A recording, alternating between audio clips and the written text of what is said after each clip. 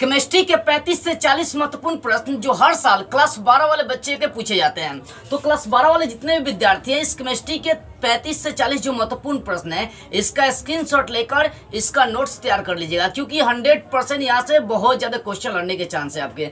देखिए यहाँ से जो केमिस्ट्री का है, हम लोग शुरू से लेकर अंतिम तक के चैप्टर्स का इंपॉर्टेंट ऑब्जेक्टिव प्रश्न को क्लियर करेंगे। ठीक है, देखिए सबसे पहले जो प्रश्न है, मूल क्रिस्टल तंत्रों की संख्या कितनी है। तो याद रखिएगा, जो मूल क्रिस्टल तंत्र होते हैं वो कितने होते हैं? 7 होते हैं। बाबू कितने होते हैं? 7 होते हैं। कितने होते हैं? 7 होते हैं। जो मूल क्रिस्टल तंत्र है उनकी संख्या कितनी है? 7। कितनी है? 7।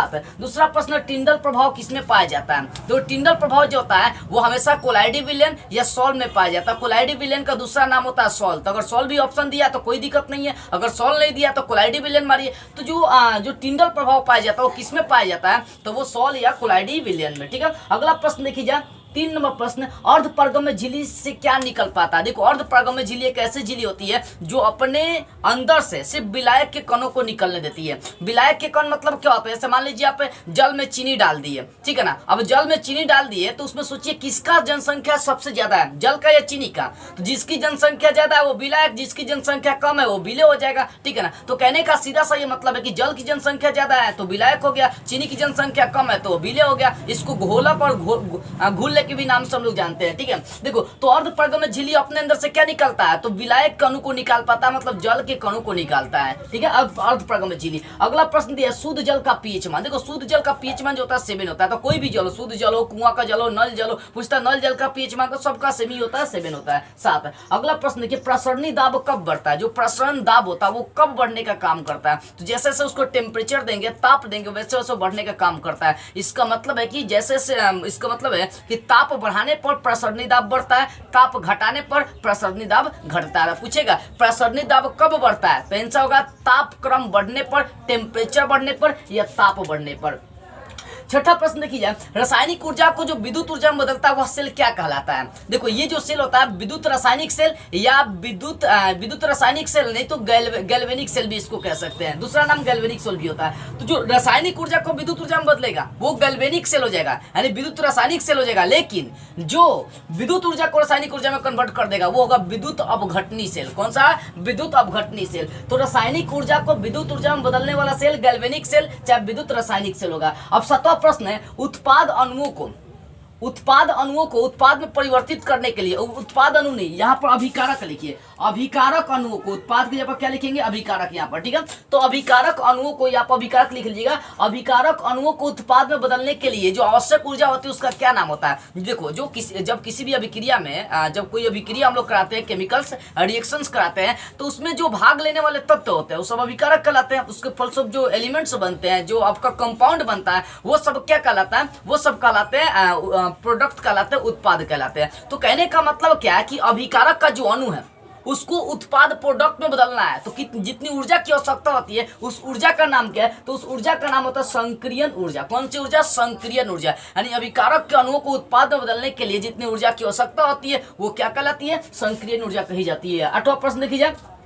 रासायनिक जो अधिशोषण होती है उसकी कितनी परतें होती है। देखो अधिशोषण 2 प्रकार के, भौतिक अधिशोषण और रासायनिक अधिशोषण। तो रासायनिक अधिशोषण का परत देखना, कौन वो परत होता है? तो मात्र इसका एक परत होता है। कितना होता है बाबू? एक परत होता है। सब इंपॉर्टेंट प्रश्न है। अगर 9वां प्रश्न, सामान्य ताप एवं दाब पर किसी गैस के 1 मोल का आयतन कितना होता है। तो ये तो आपको 10वें से पढ़ते आना है। ठीक है, सभी को पता होगा 22.4 लीटर होता है। यानी गैस के 1 मोल का आयतन कितना होगा? 22.4 लीटर। 22.4 लीटर। 10वां प्रश्न, कॉपर का मुख्य अयस्क। देखो कॉपर का मुख्य अयस्क जैसे एल्युमिनियम का बॉक्साइट होता है, उसी प्रकार से कॉपर का मुख्य अयस्क होता है कॉपर पाइराइट। क्या होता है? Copper pyrite. इसका सूत्र होता है CuFeS2, CuFeS2। ठीक है, तो कॉपर का मुख्य अयस्क क्या कहलाएगा? कॉपर पाइराइट कहलाएगा। सूत्र होगा इसका CuFeS2। 11वां प्रश्न है, डोलामाइट खनिज में क्या पाया जाता है। जो डोलामाइट खनिज होता है उसमें क्या पाया जाता है? तो Mg पाया जाता है। Mg का मतलब क्या होता है? मैग्नीशियम। मैग्नीशियम कितने नंबर पर आता है? तो 12 नंबर पर आता है। इसका अगर ऑक्सीकरण संख्या निकालेंगे तो इसका ऑक्सीकरण संख्या इसका निकालेंगे तो इसका ऑक्सीकरण संख्या हम निकाल रहे हैं तो बाबू इसका संयोजकता +2 आ जाएगा, क्योंकि जिस तरह से हम लोग एक्सप्लेन करें 2 8 8 +2 बार बच रही है, तो इसकी संयोजकता कितनी निकल जाएगी, 2 निकल जाएगा। 2 संयोजकता है तो इसका मतलब है कि इसकी ऑक्सीकरण संख्या भी +2 होगी। तो इतना याद रखिए। डोलामाइट खनिज में क्या पाया जाता है, तो मैग्नीशियम पाया जाता है। आगे गैलेना किसका एस्क है, तो गैलेना जो होता है पारा मरकरी पीबी का एस्क है, किसका है, पीबी मरकरी का। आगे देखिए H2SO4 क्या है, तो H2SO4 एक अम्ल है। क्या है बाबू, एक अम्ल है, लेकिन यहाँ पर हाइड्रोजन की 2 मात्रा है तो ये द्विभाषमिक अम्ल हो जाता है। तो H2SO4 जो सल्फ्यूरिक अम्ल होता है वो क्या है, एक द्विभाषमिक अम्ल है। अब जो बिस्मथ जिसका सूत्र HI होता है, जिसकी परमाणु संख्या 83 होता है, तो बताना है कि बिस्मथ का जो सबसे अस्थायी ऑक्सीकरण अवस्था होती है, ऑक्सीडेशन नंबर होती है, वो कितनी होती है, तो +3 होती है। कितनी होती है बाबू, +3। 15वां जो प्रश्न, हीलियम का मुख्य स्रोत क्या है, हीलियम जिसका संकेत He होता है और जिसकी परमाणु संख्या 2 होती है। तो बाबू बताना है कि हीलियम का जो मुख्य स्रोत होता है वो क्या होता है, क्या होता है। तो याद रखिएगा, हम सूर्य भी मार सकते हैं, लेकिन सूर्य के अलावा एक और होता है मोनाजाइट। क्या होता है, मोनाजाइट। ये देखिए बाबू, हीलियम का मुख्य स्रोत अगर मोनाजाइट दिया तो मोनाजाइट मारेंगे, अगर सूर्य दिया तो सूर्य मारेंगे। अगर मोनाजाइट नहीं दिया, सिर्फ सूर्य दिया तो सूर्य मारेंगे। अगर मोनाजाइट दिया, सूर्य नहीं दिया तो मोनाजाइट मारेंगे। दोनों में से कोई एक को ही मारना है, ठीक है ना। तो हीलियम का मुख्य स्रोत या तो मोनाजाइट मारिए, नहीं तो सूर्य मारिए। अगर डी ऑर्बिटल का तो नाम सुनिए होंगे आप। डी ऑर्बिटल का आकार कैसा होता है, शुरू से आते हैं। एस ऑर्बिटल का जो आकार होता है गोलीय होता है। पी ऑर्बिटल का जो आकार होता है, पी ऑर्बिटल का आकार डम्बेल होता है, लेकिन डी ऑर्बिटल का जो आकार होता है वो डबल डम्बेल होता है। एक और क्वेश्चन करता है कि डी खंड के तत्वों को क्या कहते हैं, संक्रमण तत्व कहते हैं। जो डी ब्लॉक का जो तत्व होता है उसको क्या बोलेंगे, संक्रमण तत्व। तो डी ब्लॉक का आकार डबल डम्बेल, पी ब्लॉक का आकार डम्बेल, एस ब्लॉक का आकार गोलीय, ठीक है, याद रखिएगा। आगे देखिए 17वां, डी खंड के तत्व को क्या कहते हैं, संक्रमण तत्व कहते हैं, अभी तो समझाए थे। आगे 18 नंबर, बता रहे उस धातु का नाम बताइए जो हमेशा स्वतंत्र अवस्था में पाई जाती है, उसका नाम है सोना। क्या नाम है, सोना। सोना जो था हमेशा स्वतंत्र अवस्था में पाई जाती है, ठीक है। ये 18 तक हो गया। आगे देखिए 19वां प्रश्न, CH4 जिसको मीथेन कहते हैं, इसमें सिग्मा बॉन्ड की संख्या देखना है। तो बस इतना देखिएगा, सिग्मा बॉन्ड, कार्बन यहाँ पर 4 ही परमाणु बना पाएगा। अगर इसका स्ट्रक्चर तैयार करिएगा तो देखो, एगो ऊपर हाइड्रोजन, एगो इधर हाइड्रोजन, एक इधर हाइड्रोजन, एक इधर हाइड्रोजन। तो कितने पहले का जो बंद होता है वो सिग्मा होता है, और उसके बाद ही चलता है आपका पाई बंद चलता है। तो सिग्मा बॉन्ड 1 2 3 4 को बन जाएगा। तो CH4 में सिग्मा बॉन्ड की संख्या कितनी, 4 होती है, ठीक है ना।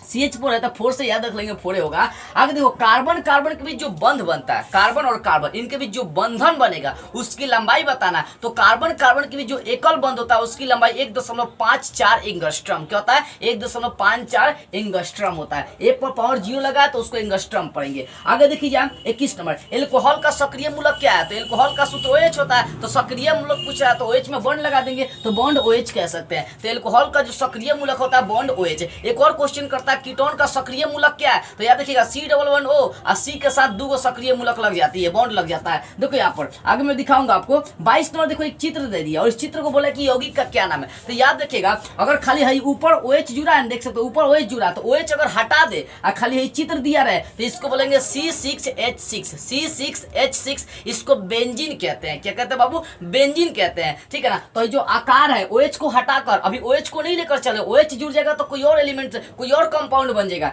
लेकिन OH को हटा देते हैं। जो चित्र सिर्फ दिखाई दे रहा है इसको हम लोग बेंजीन कहते हैं। बेंजीन का सूत्र C6H6 होता है। C6H6 का जब स्ट्रक्चर तैयार करेंगे, संरचना सूत्र तैयार करेंगे, तो एक साइकिल का रूप धारण करती है, जिसके कारण से ये आकार बन जाता है। तो ये सिर्फ आकार बेंजीन का सूत्र है, लेकिन इसी आकार में अगर OH जुड़ जाएगा तो वो सूत्र होता है फिनॉल का। फिनॉल का क्या होता है, फिनॉल का, यानी फिनॉल का सूत्र C6H6OH। C6H6OH, इसको C7H6O भी कही जाती है। आगे देखिए 23वां प्रश्न, कीटोन का क्रियाशील मूलक अभी तो बताए थे, एल्कोहल का क्रियाशील मूलक बॉन्ड OH होता है। उसी प्रकार से कीटोन का क्या लेकर चलेंगे, C डबल और C के साथ 2 क्रियाशील मूलक, 2 बंधन जुड़ जाते हैं। देखिए double bond C double bond O, ये क्या है, कीटोन का क्रियाशील मूलक है। आगे 24 नंबर, कार का जो टायर होता है उसमें कौन सा रबर प्रयुक्त होता है, तो ब्यूना रबर प्रयुक्त होता है। कौन सा, ब्यूना। कार का जो टायर होता है उसमें किस प्रकार का रबर प्रयुक्त होता है, ब्यूना रबर प्रयुक्त होता है। आगे 25 नंबर, किस विटामिन की कमी से रतन दी होती है, सभी को पता है। विटामिन A की कमी से कौन, कौन? रतौंधी। विटामिन ए की कमी से कौन? रतौंधी। आयोडीन की कमी से कौन रोग होता है? घेघा। घेघा नाम सुनोगे। आगे देखिए 26 नंबर, ग्लूकोज में कायरल कार्बन की संख्या। अब यहाँ से दो क्वेश्चन देखो, अगर सिर्फ ये क्वेश्चन करता है कि ग्लूकोज में कार्बन की संख्या कितनी होती है, तो ग्लूकोज का सूत्र C6H12O6 होता है। ग्लूकोज का सूत्र C6H12O6, चीनी का सूत्र C12H22O11। ठीक है ना। अगर यहाँ पर क्वेश्चन करता है ग्लूकोज में कार्बन की संख्या तो 6 क्यों C6 होता है, लेकिन ये पूछा कायरल कार्बन की संख्या, तो कार्बन कौन बंधन बनाता है, तो कार्बन अधिक से अधिक 4 बंधन बनाता है, ऑक्सीजन अधिक से अधिक 6 बंधन बनाता है, हाइड्रोजन अधिक से अधिक 1 बंधन बनाता है। इसको याद रखिएगा। तो कायरल कार्बन की संख्या पूछा था, कार्बन 4 को बंधन बनाता है, इसका मतलब है कि ग्लूकोज में कायरल कार्बन की संख्या 4 होगा। आगे देखिए, कपड़ा धोने वाले सोडा का सूत्र क्या होता है, तो Na2CO3 × 10H2O, यानी सोडियम कार्बोनेट में जल की 10 गो मात्रा जोड़ देना है। लेकिन खाने वाला सोडा का सूत्र क्या होता है, NaHCO3 सोडियम बाइकार्बोनेट या सोडियम हाइड्रोजन कार्बोनेट कहते हैं। तो कपड़ा धोने वाले सोडा का सूत्र यानी वॉशिंग सोडा इसको कहते हैं। तो वॉशिंग सोडा का सूत्र होता है Na2CO3 × 10H2O। लेकिन अगर ये पूछे खाने वाला सोडा का क्या नाम है, वो खाने वाला सोडा का क्या नाम है बाबू, खाने वाला सोडा का क्या नाम है, तो ईटिंग सोडा इसको बोल सकते हैं। तो उसका सूत्र होता है NaHCO3 सोडियम बाइकार्बोनेट। अगला देखिए बुझा हुआ चूना। देखो इसका दो नाम हो जाएगा, बुझा हुआ चूना, भाखड़ा चूना। ठीक है ना। तो बुझा हुआ चूना हो चाहे भाखड़ा चूना हो, उसको हम बोलते हैं कैल्शियम हाइड्रोक्साइड। इसका सूत्र होता है CaOH। इसका प्रयोग हम दीवार की रंगाई में, दीवार की पुताई में करते हैं। लेकिन सीमेंट में जिस चूना का प्रयोग करते हैं उसका नाम कली चूना होता है, जिसका सूत्र होता है CaO कैल्शियम ऑक्साइड। क्या होता है? Calcium oxide. आगे देखिए, एक फैराडे का मान बताना आपको क्या होता है, तो ये पहले भी आप पढ़ चुके हैं, केमिस्ट्री के लगभग तीसरा चौथा चैप्टर में पढ़ा है आपको। तो एक फैराडे का मान 96,500 कूलम के बराबर होता है। किसके बराबर? 96,500 कूलम के बराबर, 96,500 कूलम के बराबर होता है। ठीक है। आगे 30 नंबर देखिए, 96,500 कूलम धारा होता है, उसमें बताना कॉपर सल्फेट से,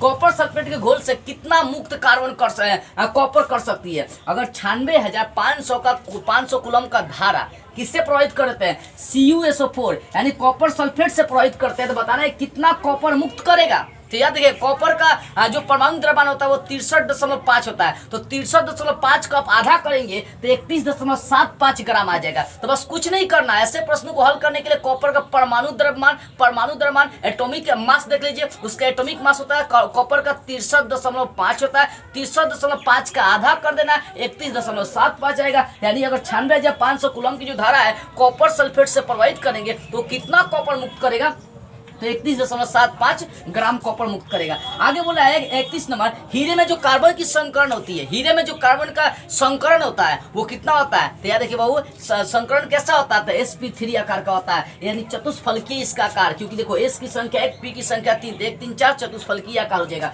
यानी हीरे में कार्बन की जो संकरण होता है वो होता है sp3। क्या होता है? sp3। क्या होता है? sp3। क्या होता है? sp3। लेकिन एक और क्वेश्चन करता है कि ईथेन में कार्बन का संकरण क्या होता है, तो याद ईथेन में कार्बन का संकरण sp2 होता है। क्या होता है? sp2 होता है। लेकिन हीरे में कार्बन का संकरण sp3 होता है। और वेरी इंपॉर्टेंट क्वेश्चन है। आगे आपका 32 नंबर है, जो समुद्री जल होता है उसमें कौन सा तत्व पाया जाता है, बता दीजिए। समुद्री जल में पाया जाने वाला तत्व कौन सा है बाबू, तो मैं बता रहा हूँ समुद्री जल में पाया जाने वाला तत्व आयोडीन। आयोडीन मतलब आयोडीन है। ठीक है। आगे देखिए, सोडियम जो ना आवर्त सारणी के किस ग्रुप का सदस्य है, तो ग्रुप एक का सदस्य है। सोडियम की परमाणु संख्या 11 होती है। ठीक है ना। तो 11 का दोगुना करें 23 इसका परमाणु द्रव्यमान होता है। तो सोडियम की जो किस आवर्त सारणी के ग्रुप में पाया जाता है, तो ग्रुप 1 में पाया जाता है। आगे आपका है 34वां प्रश्न, कार्बनिक यौगिकों में क्या होना चाहिए, क्या जरूरी है, तो कार्बनिक यौगिक है ना तो उसमें कार्बन की संख्या जरूरी है। ठीक है ना, उसमें कार्बन रहेगा ही रहेगा। ठीक है। आगे देखिए, ब्यूना N और ब्यूना S जो रबर है वो क्या, कौन से रबर कहलाता है,